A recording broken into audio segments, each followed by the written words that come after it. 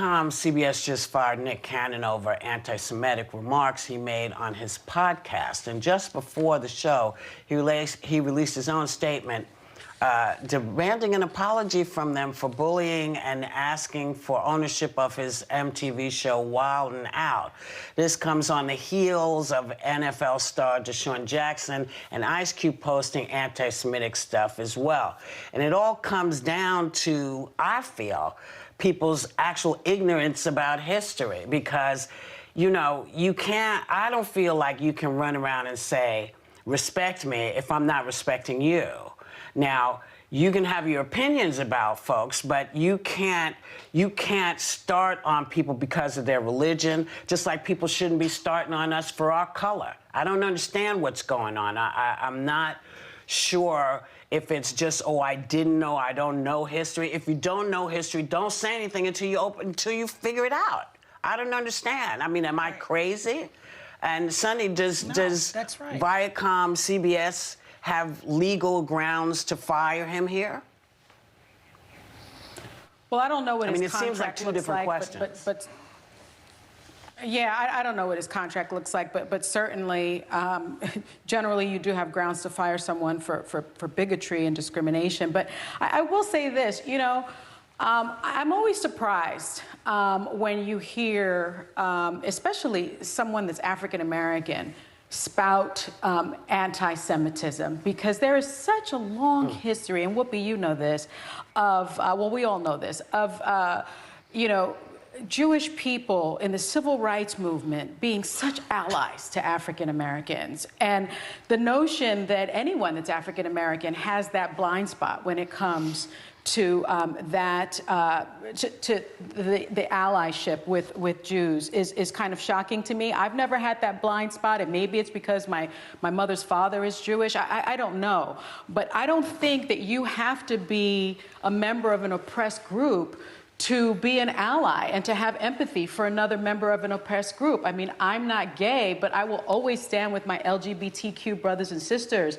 You know, I don't quite understand someone that, again, would be a member of an oppressed group and would spout anything that would be anti-Semitic or homophobic or racist. It doesn't connect with me, and I'm disappointed when I hear something like that from Nick Cannon or something like that from Deshaun Jackson. I think it's unacceptable, and I think that they do need to be held accountable for it. Anyone, Megan, what's your of course, thoughts on but the fire? when it comes from someone like that. Yeah. Megan, your thoughts on his firing? Look, I'm not a big cancel culture person. We've been talking about this, which feels like months. But I will say what's interesting to me, and I actually retweeted a tweet from the actor Josh Malina a few days ago where he said, why can you be canceled for anything except anti-Semitism? Because there does seem to be this blind spot, especially in the case of Deshaun Jackson, who put several extremely anti-Semitic posts up on his Instagram, including saying that Jews have a plan for world domination. And he was really met with sort of like a slap on the wrist by his NFL and his teammates. Like there's been very little backlash in the way that you would see in this moment of like hypersensitivity and reassessment of how we are as a culture in many different ways. So I'm happy that there is actually reaction and outrage to Nick Cannon's blatant anti-Semitism.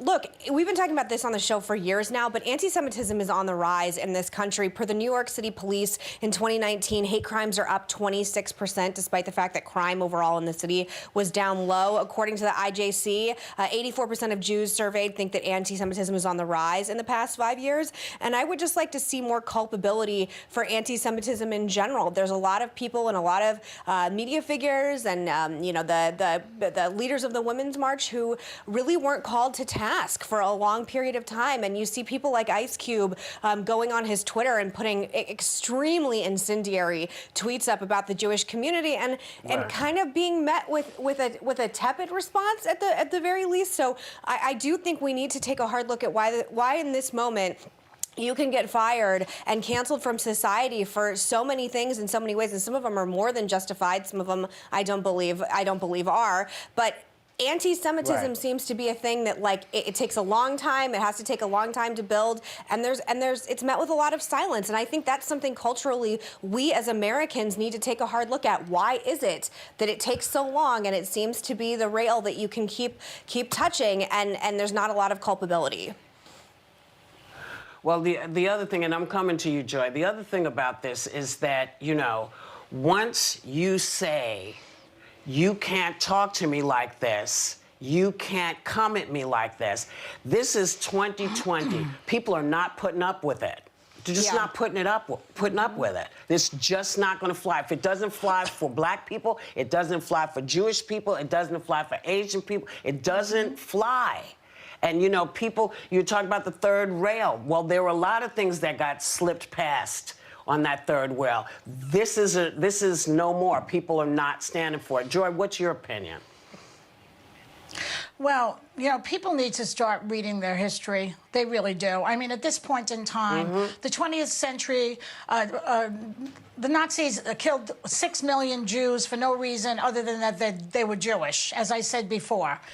In this country, we have a tremendous history of racism, the original sin of slavery, and, you know, Jews have always been the go-to scapegoats in the world over the centuries. It's enough already. And African Americans and Jews need to band together and fight white supremacy. Look who the enemy is, Nick.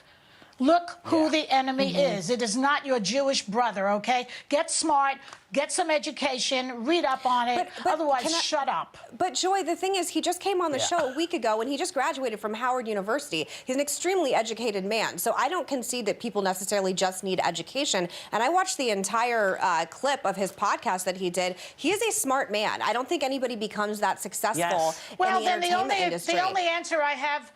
Okay, the only answer I have for you then is he's just an evil person then. Because if he reads history and he watches films about World War II, he would not say such stupid things. So something's wrong with him. But how about he needs this? to examine his brain. How about if it's not good for people to say about us, it's not good for us to say about anybody else. There's that. Anti-Semitism, any kind of racism is racism. And this is specific racism. Okay? If it's not good for you, it ain't good for me. It is a sickness. I'm sorry, Sonny, you had a legal note. It's a sickness. Sorry, go ahead. Yes. Yeah, I Sonny, do have a legal note, but any kind of bigotry is unacceptable. In a Facebook post, Cannon also stated, I do not condone hate speech nor the spread of hateful rhetoric. The Black and Jewish communities have both faced enormous hatred, oppression, persecution, and prejudice for thousands of years, and in many ways have and will continue to work together to overcome these obstacles. That is a statement that Nick Cannon made on Facebook. Yes, but not soon enough.